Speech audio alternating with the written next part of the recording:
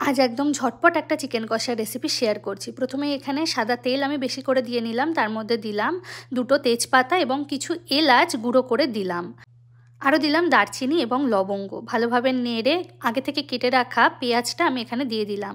যেহেতু চিকেনটা কষা হবে সেই কারণে পেঁয়াজের পরিমাণটা অনেকটা বেশিই দিয়েছি।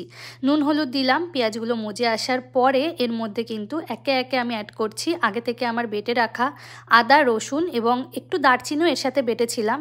তারপর ঘরোয়া কিছু মশলা, ধনে গুঁড়ো, জিরে গুঁড়ো, কাশ্মীরি লঙ্কার গুঁড়ো, রসুনের গুঁড়ো, লাল লঙ্কার গুঁড়ো সব কিছু দিয়ে আগে থেকে বেটে রাখা টমেটোটা দিয়ে ভালোভাবে নাড়িয়ে চাড়িয়ে নিলাম। মশলাটা ভালোভাবে কষে এলে আগে থেকে কেটে রাখা চিকেনটাও কিন্তু আমি এর মধ্যে অ্যাড করে দিয়েছি। এই চিকেনটা কোনো কিছু দিয়েই কিন্তু ম্যারিনেট করা ছিল না, যেহেতু এটা ইনস্ট্যান্ট চিকেন কষা রেসিপি সেই কারণে এখানে কোনো ম্যারিনেশন কিন্তু আমি আগে থেকে করিনি।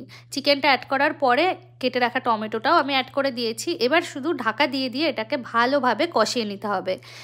আলাদা করে জল দেওয়ার কিন্তু কোনো দরকার নেই, মাংস থেকে এমনি অনেকটা জল ছাড়বে। আর আমার চিকেনটাতে একটু বেশি জল ছেড়েছে কারণ এটা কিন্তু ফ্রোজেন চিকেন ছিল। ঢাকা খুলে মাঝে মাঝে কিন্তু আমি নাড়িয়ে নিচ্ছিলাম যাতে নিচে না ধরে যায়। দেখুন রঙটা কিন্তু ভীষণ সুন্দর এসছে, কিন্তু যেহেতু কষা চিকেন করব এটাকে আরও ভালোভাবে কিন্তু কষাতে হবে। একটু ফেটিয়ে রাখা টক দইও আমি এর মধ্যে অ্যাড করে দিলাম, তাতে কিন্তু মাংসের রঙটা আরও বেশি ভালো আসবে। অলরেডি দেখতেই পাচ্ছেন একদম কিন্তু মাংসর কালারটা গাঢ় হয়ে এসছে।